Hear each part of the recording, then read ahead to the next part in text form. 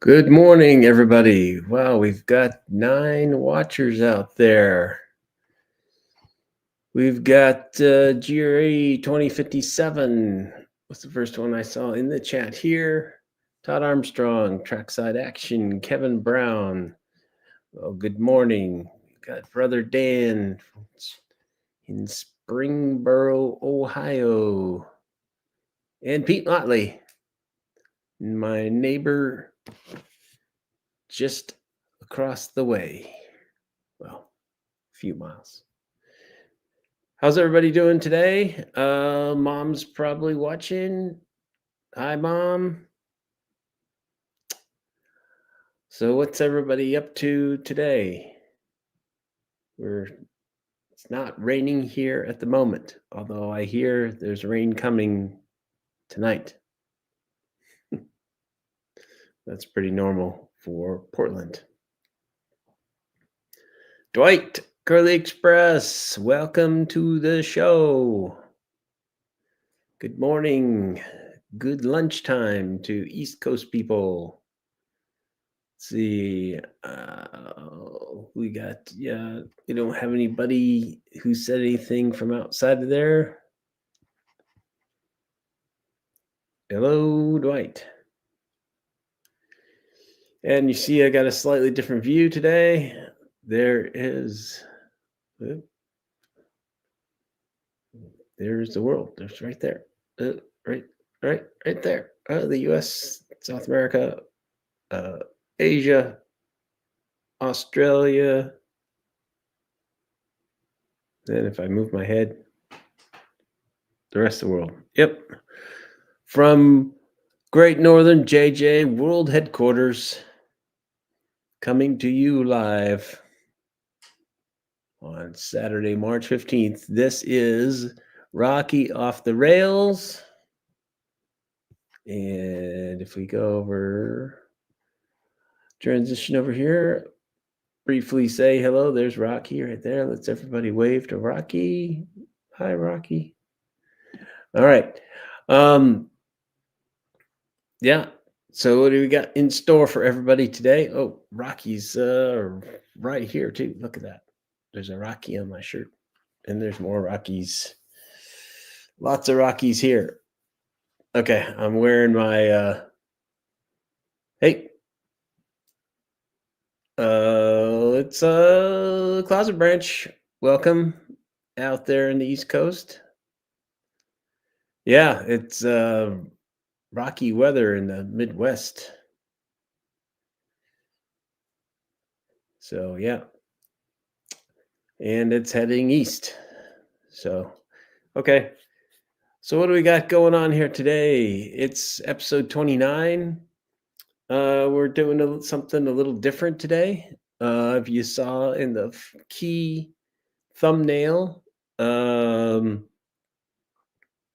talking about games. And as you could see, I filled my table to overflowing with all the railroad games I have. I was actually a little bit shocked. I was like, whoo, I have acquired a few.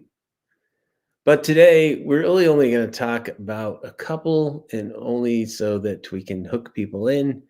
There are a lot of railroad board games, including, as Pete likes to point out, there is like Railopoly or something like that. To be honest, Hasbro went completely nuts with Monopoly and made a monopoly for everything you could possibly think of. There's probably a dachshund monopoly. But anyways, today I only have 4 of the games picked out, but I'm really only going to talk about one. So if we go over to this other camera here, you can see those 4 games that I've got there. Um, ever, I think a lot of people have heard of Ticket to Ride.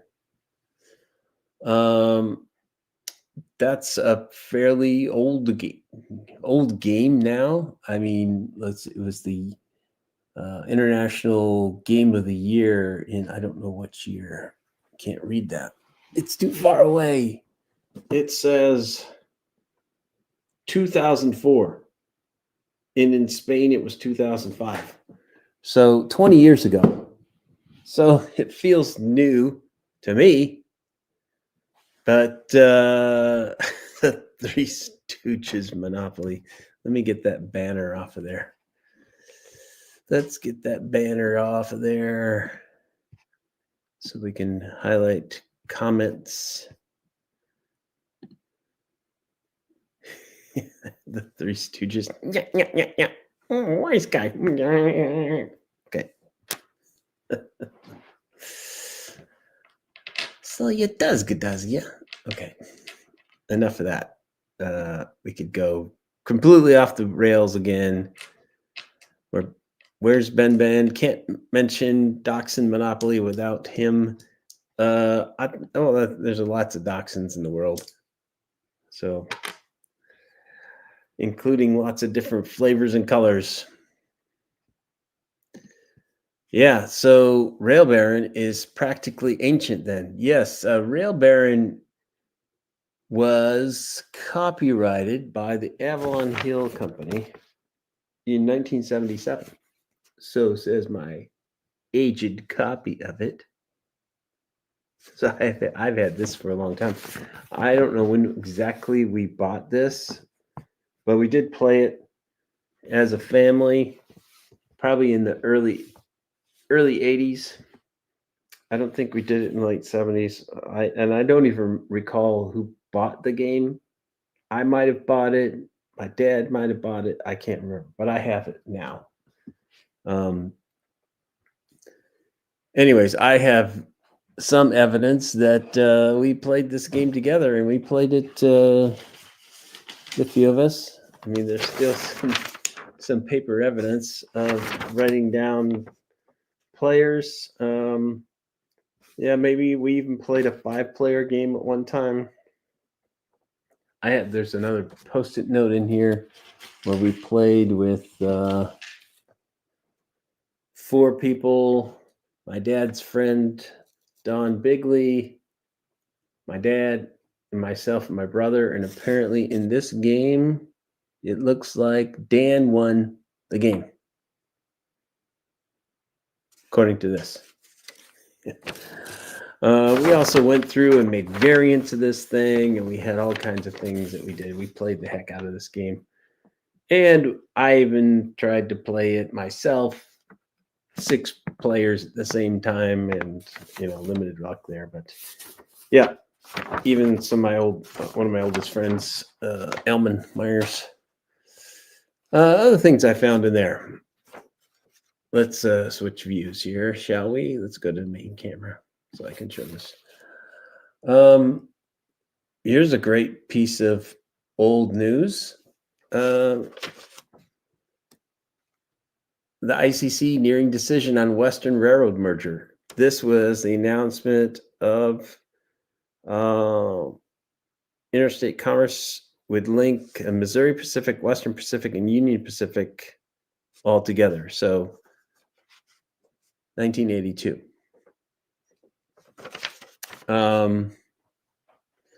Because of that, I was actually pulled out some other things that I have about. Let's get Kevin Brown's comment off of there. This is a handy book to have if you're interested in the history of railroads. And it's got a lot of maps in here. But there was one thing that I wanted to pull out of here. I think it's a pull-out page. If I can get to it. Yes. There we go. This is a cool thing. This is the Railroad Heritage Family Trees. Hey, JP, welcome to the show. So, yeah, this is kind of a neat thing to have if you want to figure out the lineage of the Class A railroad that you're doing, or some of the other ones. It shows, the history of the BNSF, Union Pacific. Of course, it doesn't have Kansas City Southern combining with CP. In fact, Canadian Pacific, where are you? You got to be here somewhere. I see Canadian National. Oh, I'm sure it's on here. Or maybe not. Anyways, yeah. It's kind of a nice thing happen there. And then over on this side, we see Great Northern in there coming together to form the Burlington Northern.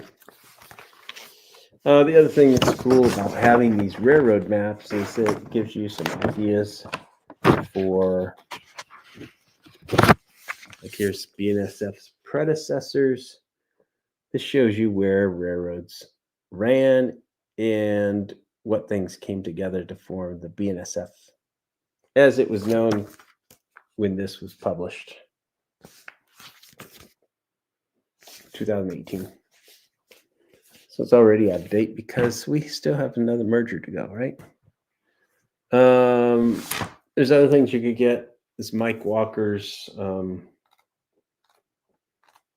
this is Pacific Northwest railroad maps. So there you go. Cascade loops in there. Kind of some interesting stuff if you're looking for things kind of off the subject of rail baron, but they use something like this to actually figure out how they would make the map. So let's talk a little bit more about those four games that I've got there. Why do I have these four here? So let me go back to that view. So all four of these games are pretty well. I put Ticket to Ride in there because a lot of people know that game because it's more recent. But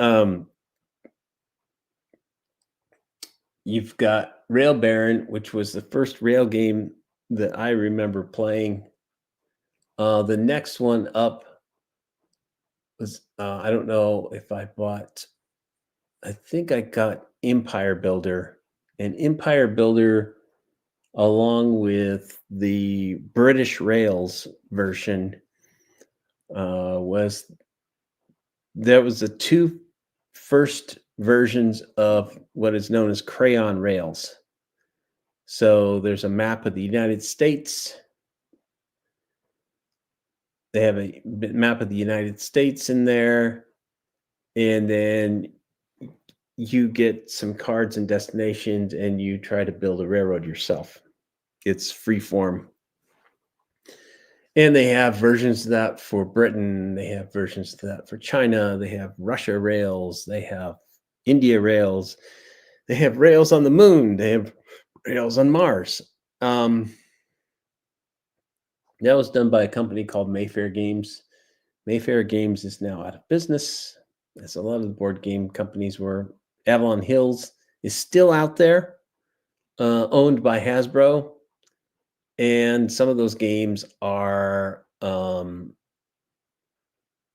being reproduced.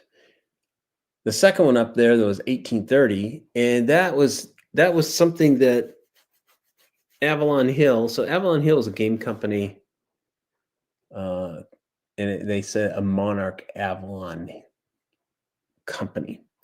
That was a company that was formed in the Baltimore area, I believe, and they had a lot of game designers there and a lot of game groups, and they designed a lot of these called bookshelf games. Why do they call it that? Well, these box sizes could fit on a bookshelf. So I'd stand it up. If it could go there, that's what it would look like edge on. All these boxes are the same size. So the Rail Baron is the same size box as the 1830 box. Yes, and you're right, JP. They are worn, played, and moved. These games moved with me everywhere, including back and forth to college and back. Yeah, these a lot of these games have the same number of miles on them that my rear end has on them. So Kevin Brown says, "Yep, they did," and that was later. They actually, they packaged them up, but they had this crew of guys. There's one guy that I remember, Don Greenwood. And this is not just railroad games. They had a lot of different games. There was a game called Civilization. There was a game called Third Reich. There was a game called Squad Leader, which really took off. That was a big thing that they had for a while. One of the first games that they did, I think, was called Blitzkrieg. Anyways, yep. So 1830. Let's see if I can look at the box here and see what the copyright is on here. I don't see it on the box, but this would have been, I bought this when I was in college, early years in college. Myself and a roommate and I played games. We also did miniatures. So if you remember, showed you the miniature tanks that I've got in 1/72nd scale. We did that. Yep, Panzerblitz. That was it. I did own Panzerblitz. Yep, lots of those games. So Ticket to Ride came out much later. Actually, by the time I was in Portland, I've been in Portland for almost 30 years now. So it came out in the early 2000s and it took off. And you've got various different versions of it. I have the US version of this, and I have an Asia version, I think, of Ticket to Ride. That said, the one thing I don't think we don't have time to go deep on all of these, but I started doing some investigation on Rail Baron, and it turns out, yeah, Kevin Brown, you are correct. You are correct. 1830, along with Civilization, was designed by a fellow named Francis Tresham. And it started out there. It wasn't 1830 was not the first version of this. There's now a bunch of different 18 whatevers now. I think 1829 may have been the first one that he did, which was rail building in the UK, Great Britain. It's an interesting system that, if you're familiar with hexagons, there are tiles that are in a hexagon shape. Use those to build tracks, and they come in different alignments.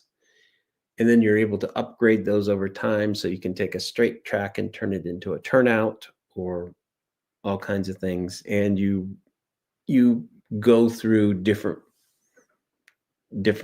types of locomotives. So you start off with say a 240, and then it goes up there. In fact, it probably starts even lower than that. It starts out with one of the first steam engines that you might have seen on like the early Baltimore in Ohio, and then just progresses until you get to the end where a diesel's running, and diesels are super powerful.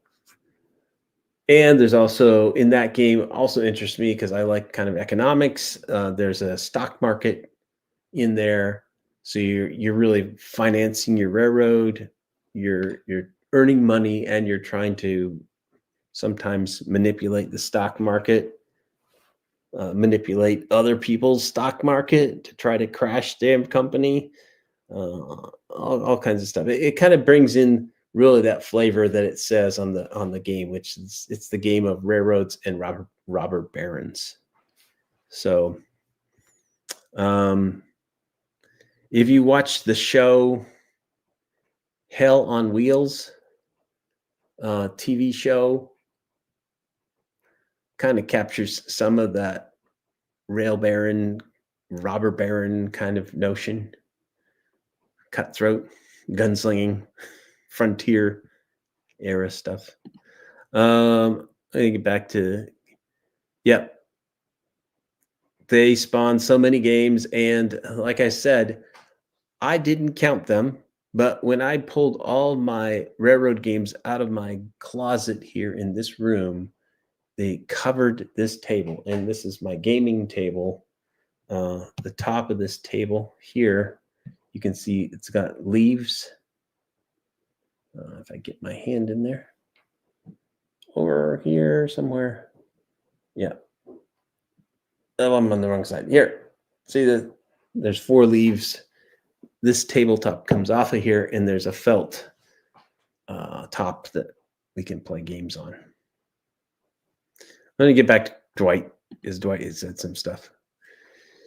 I've been trying to put a train puzzle together. My oldest brother, yeah, puzzles are hard. Puzzles are hard, especially the hardest ones are ones where there's not a lot of variation in colors. And what's JP said? Okay. I will catch you later, and you can catch up on the show, hopefully, when you get back. Okay. So, rambling on here, as I tend to do, let's go talk about Rail Baron more. So, 1977, a group of fellows put this together. The game concept was done by R.S. Erickson. Game design, Thomas F. Erickson Jr. Maybe they're related. Game development, Richard Hamblin and Mick Ull. Playtesting, Don Greenwood. There was that name that I mentioned. Jim Skinner, Bill Parr, Paul O'Neill, Seth Karras, and members of the Interest Group Baltimore. So you'll see these names come up a lot in Avalon Hill games, and especially people like Don Greenwood. This guy, phenomenal game player, game designer, game play tester. He always shows up in design credits on a lot of Avalon Hill games. So what is this game about? So I'll show just the map. The map came in 3 sections. No. Okay, can everybody still hear me? My phone just said it disconnected. Sound check.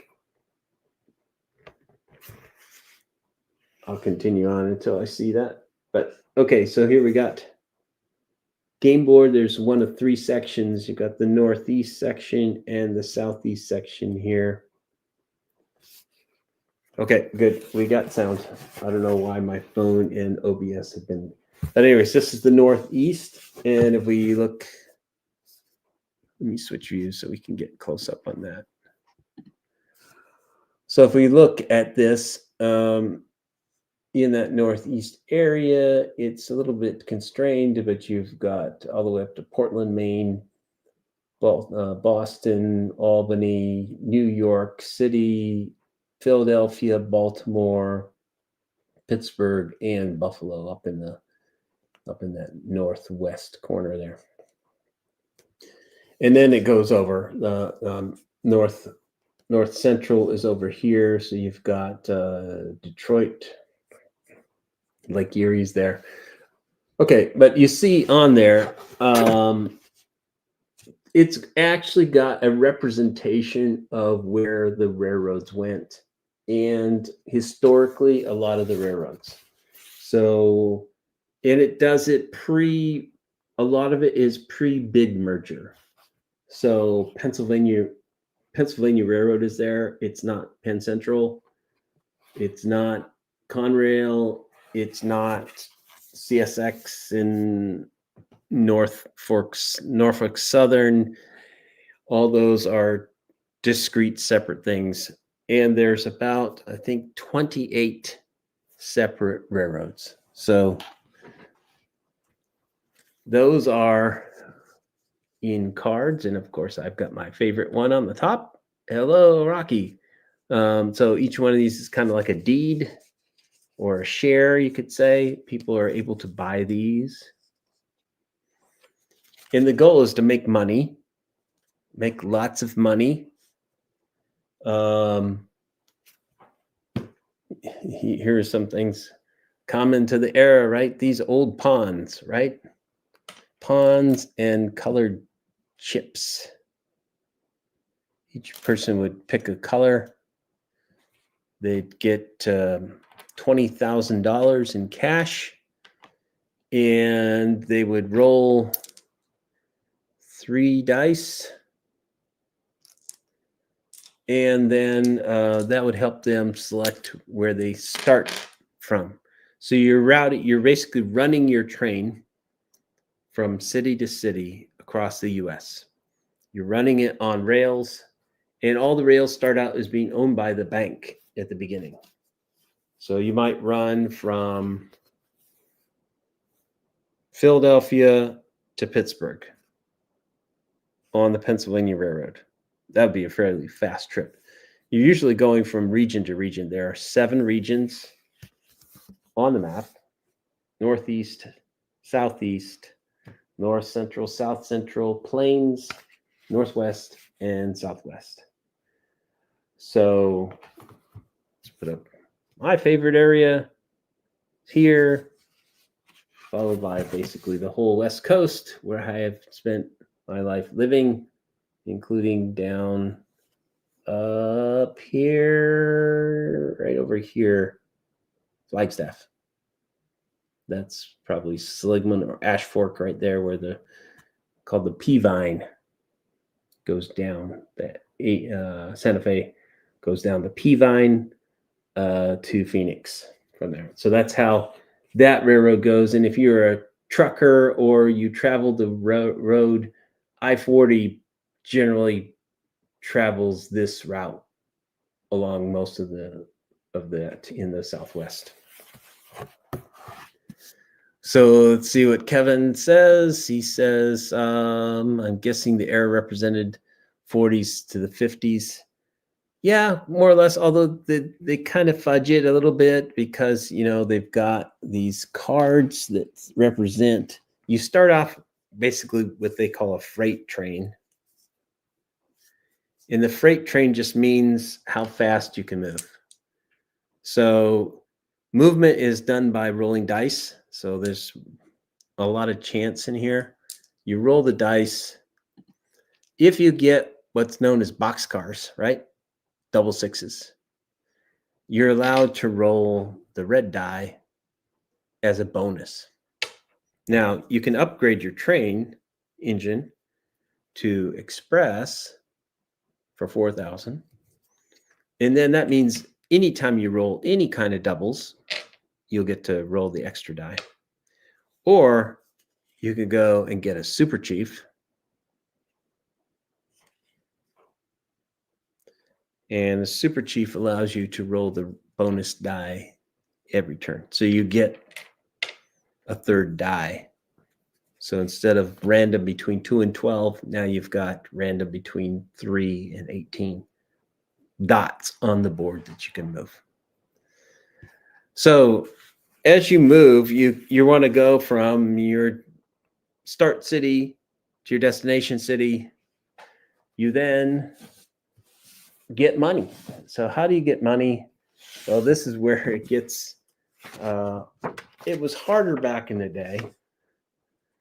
We took this payoff chart and cross-referenced this. This is like a mileage chart. Remember back in the old Rand McNally atlases, you could look in the back and see mileage between whatever city.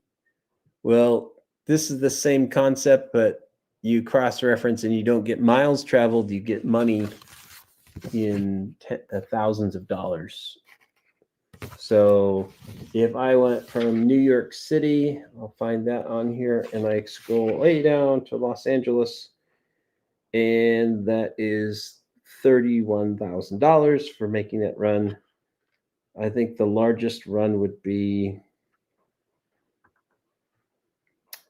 let's look and see if they've got something like Miami to Seattle. Yep. Or Miami to Portland. I think those are about the largest runs. $35,000 for that. So what's the goal? What does $35,000 mean? Well, these railroads that you can buy run that cost from $4,000 for, let's see, a little tiny one here that people might know, Boston and Maine. Just goes from Boston up to Portland, really. The New York, New Haven, and Hartford, this was a railroad that actually was combined in with the Pennsylvania Railroad and became part of Penn Central. And then there's one that was close to where my mom lives now, Richmond, Fredericksburg, and Potomac. Just a little connector that kind of goes north-south, and there's still trains running on that, I think. So, yeah. So they're 4,000 up to the most expensive one, which is Southern Pacific, which is $42,000. Anyways, you run your trains, those pawns you move around on the board.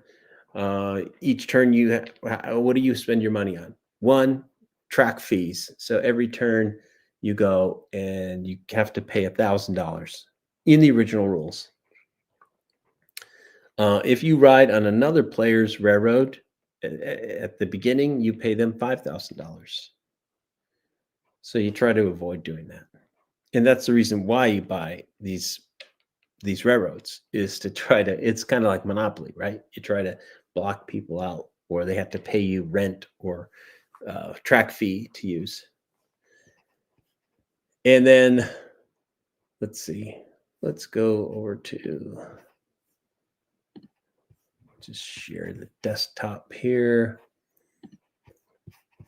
I'll just put up, so here's some things that I discovered when I was researching this briefly. There's a group of people who have continued to keep Rail Baron active. And as of 2022, there was a new revision to the rules. Actually, in 2010, there was as well. And along with it, it's actually kind of cool. There's two ways that you can play now, even though the game is out of print.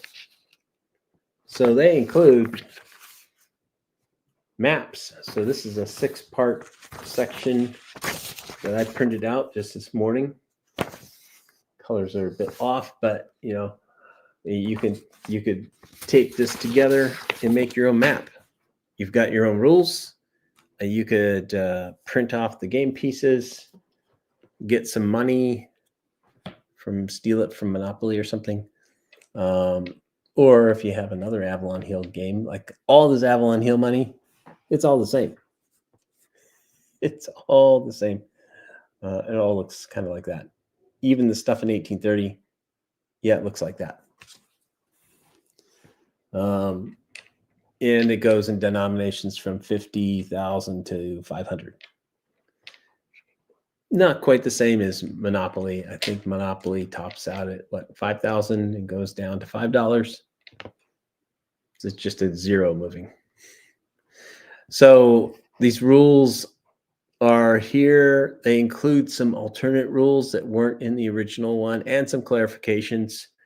The most notable one was that they said there was actually a problem with the original way that the board was set up. It turns out that, and this is on my board right here. If you see way over here between Philadelphia and New York, only the Pennsylvania Railroad goes between those two spaces. So, well, why is that important? Well, what it meant was in playtesting and the data they collected over time, the person that bought the Pennsylvania Railroad in Rail Baron won half of the time. Think about that. That's a huge advantage. And especially it's $30,000. It's not the most expensive railroad, but it happens to be one of the most powerful ones. There's only a few railroads that actually get you into the Northeast. The C&O gets you to Washington, but that's at the far southern part of it. New York Central goes in there. C&O also gets you into Buffalo.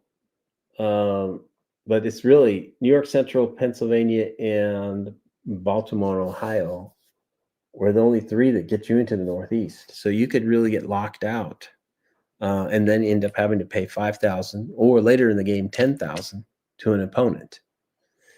So if you have that, and a lot of times the Northeast would come up as the place what you need to run to, you could get aced out of things and be in trouble. So it's a lot like, that first person that somehow manages to gets lucky and gets Boardwalk and then gets Park Place, and, they put hotels on there and everybody else cries, right? But that's how it goes here. 2010, I think, or at least 2022, they made a correction to the map. And they said, first of all, in order to make it a little bit more balanced, the Baltimore and Ohio will run in parallel to Pennsylvania into New York. That actually makes that railroad, it upped it to winning maybe from the person that bought the Baltimore and Ohio would win only about 20% of the time. It bumped it up to a third of the time. And then it therefore took the Pennsylvania Railroad down. Pennsylvania Railroad is still more powerful. The other thing they did was there's a little dot on my board between Pennsylvania and Baltimore, which they said that can be ignored. And so if we look at the printed map from 2022, there's what it looks like. So you see between Philadelphia and Baltimore, there's no stop, and the blue line goes into New York now, where it didn't on my board from 1977. Some things, they also added a few rules to make play go faster, like Super Chief. The Super Chief would not cost $40,000, but $20,000. And just some other cleanup stuff. If you recall, there was a game, I think I have that. I don't know if I have the edition for the edition of the magazine for Rail Baron at the variants in it. I might. I know I have an edition that talks about 1830, but there was an Avalon Hill magazine, game magazine called The General. And it would have games and game variants and talk about strategy for games, Avalon Hill games. And in one of those, I believe they talked about other variants. In the rules, they do in the original rules, they do talk about optional things to take into account the notion of Penn Central, the friendly. The friendly was the Seaboard Atlantic lines. Is that what it's called? SAL, SAL. Where is it at? Oh, I don't see it right now. The Atlantic coastline, and the Louisville and Nashville. So they were all collectively called the friendly. You could buy the B&O and the C&O together as a railroad. You could buy the CB&Q, the Great Northern Pacific, together as the Burlington Northern. Just things like that that allowed you to, that was an optional rule to take into account mergers that happened as of 1977. So I think it's a really cool game. They also have a computer version out there. So if you're alone and you want to learn the game or that, you can actually download it. I think I can put the links into the show notes later on. What's Kevin say? Yeah, big Western railroads like Santa Fe, UP, and Southern Pacific were all the three big ones that come out to the east, to the West Coast. They are definitely crucial. Although you can, I was I just played last night a 2-player game. I went back and forth and playing with myself. Did I say that? Okay. Playing by myself. I was using the red and black pawn, and it turns out that I actually had one of the players bought like the Western Pacific and the Southern Pacific, and then the other guy had to ride into Reno, and there's no way to get in there without paying the opponent. So, yes. In fact, yes, I play by myself. A lot of times, I mean, life was a little boring as a teenager. We were out of town with no car, only bicycles. And we didn't think about, we thought it was way too far to actually ride the bicycle into town. Although I since have figured out that wouldn't have been so bad. Just the highway, you probably could have been killed on it, but that's okay. That didn't stop me when I was in college from riding on roads around Flagstaff. Anyways, what was I going to say? I spent time there. I actually wrote a computer program with computer opponents to play Risk on the Apple IIe. I have that running now. I have a 2E downstairs that I fired up the code that my dad had saved, and I was able to recover that, and it still works. And in today's thing, you can actually get an Apple emulator and run it on your computer, on any computer, Mac, Linux, PC. Yep. So then, yeah, that's Rail Baron, and it's a real cool game. I mean, I had already been playing Avalon Hill games, or trying to play Avalon Hill games, I should say. I bought Avalon Hill games. As you can see, I am a collector of everything. Lego, games, trains, you name it. Miniatures now. Hopefully not too many more of those. I am running out of space. I used to have a lot of books. I've gotten rid of most of those. But Rail Baron, it's a fun game. You can find it online. You can find the download for it, so you could play against computer opponents if you wanted to. As is, I believe you can find 1830. Curious thing about 1830. and civilization for that matter. But 1830 was the basis for Sid Meier's Railroad Tycoon.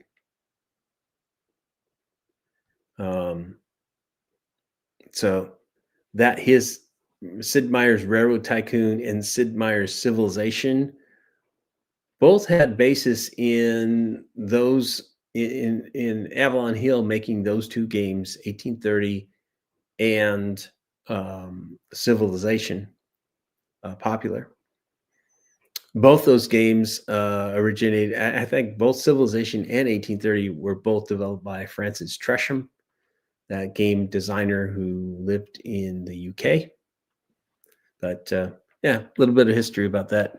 If you're into train games on the computer, so a little bit of trivia going on there. So, what are we gonna do next week? Well, I'm not gonna talk about games again next week. Maybe I'll talk about another game. Maybe I'll talk about Empire Builder, because that became another franchise game that had a lot of spin-offs. Maybe I'll talk about that one next month sometime, one of the times. I think next month, let's see, March 22nd is the next one. And then March 29th, 2 weeks from now, we will be running trains. And I need to make sure that trains are runnable on my layout. So remember that I went about, in fact, I can go grab that right here.